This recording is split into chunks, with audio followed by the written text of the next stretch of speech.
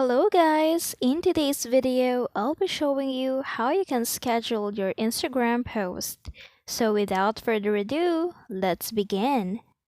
So now the first thing that we want to do is to create a post. To create a post, just tap on this add button. And then select a picture that you want to post. After that, just tap on next. And then just tap on next again. And then now right here you can see this following options. And then what we're going to do is to scroll down until you see advanced settings. Just tap on advanced settings.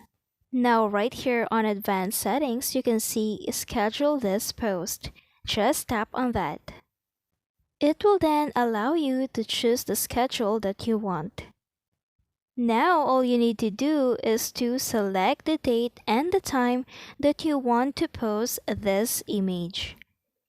And then after that, just tap on done. And that's it. I hope this video helped you out. Thank you for watching. Don't forget to like and subscribe.